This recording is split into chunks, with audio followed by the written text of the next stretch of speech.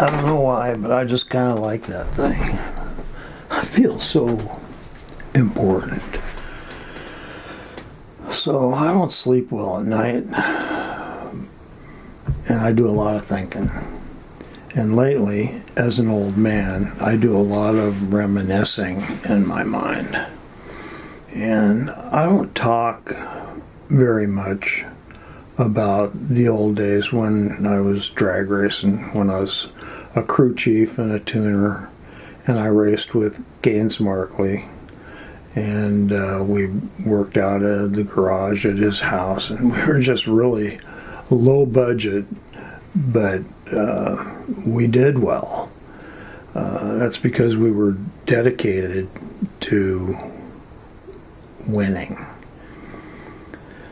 So last night I was thinking about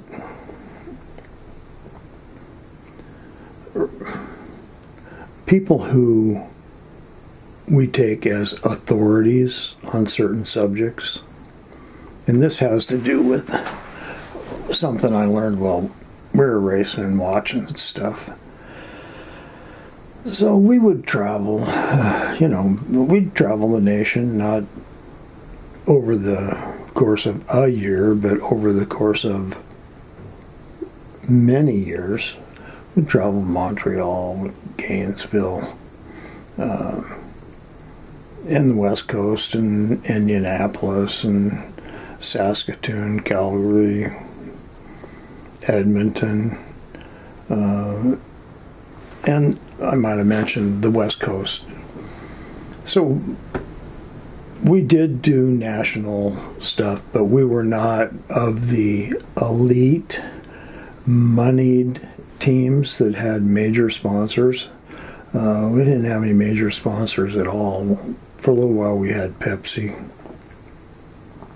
But when you get a sponsor, it's like selling your soul to the devil. They want you to do display the cars and all that kind of stuff, and it takes time, and it gave you some gas money, but I would have rather not had them. I didn't see that money anyway. So what I want to talk about is people who we take as authorities on things. So oftentimes it would be just Gaines and myself running a top fuel car, which is way too much work for two people. So usually when we would show up at some place, it'd be a place we'd been before, and we'd get these hanger-oners, people that wanted to kind of hang out with us and help out a little bit, but they didn't know anything about tuning the car or anything like that, but they could do the gopher work, which a lot of racing is gopher work. And that's all the stuff in the pits. But I'm not sure what racetrack it was. It could have been Calgary, it could have been Spokane, it could have been Firebird in Idaho. But it was a track that wasn't that far away. And there was this guy that would always show up, and he'd help us. I think he owned a repair shop or something like that. Nice guy, and he always had a snap-on red-handled screwdriver. He brought his own screwdriver because we wouldn't let him really touch our tools, and he'd go around and I don't know. There's not much you do on a top fuel car if you're not a tuner or a clutch guy or anything like that you can do without tools. And he couldn't touch our tools, but he had the screwdriver. So there were a few hose clamps or something that after every pass you would want to just put a screwdriver on and make sure nothing came loose. It was rare that we had equipment failure from neglect of maintenance, because we had to really go over stuff because we couldn't afford to just arbitrarily have failures, which top fuel and fuel funny cars are prone to have all kinds of failures. Most of them are catastrophic. Screwdriver won't fix them.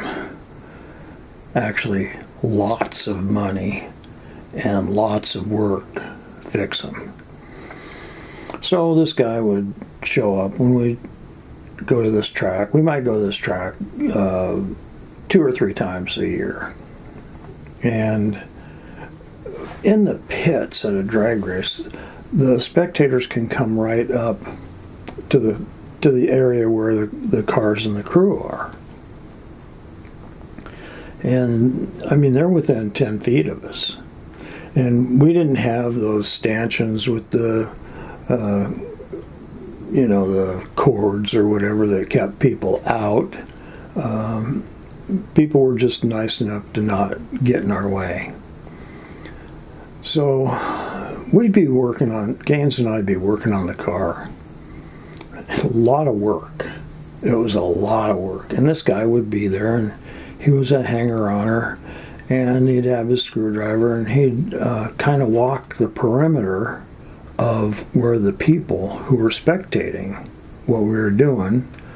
This was not on the track, this is in the pits.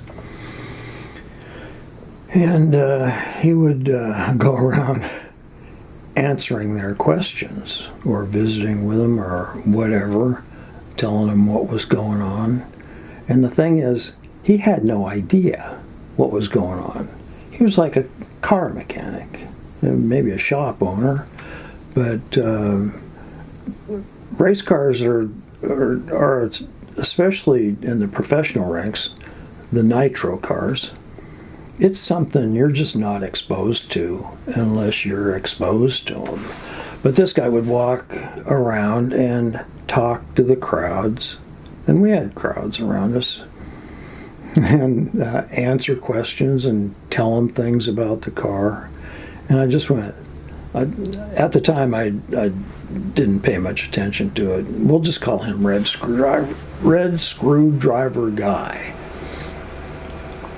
So Red Screwdriver Guy would walk the perimeter of the spectators and answer questions and tell them what was going on. And looking back on it, I'm thinking, how often in life are the people who come across as authorities on things, these doctors, and telling you about these different medicines for stuff, or that aspirin's bad for you and then aspirin's good for you, or that this is bad for you, that's good for you, you should do this,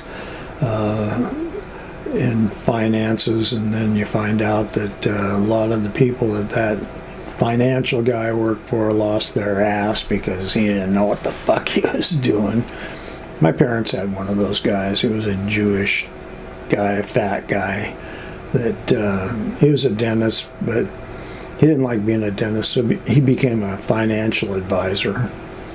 And I met him once, and I thought he was full of shit.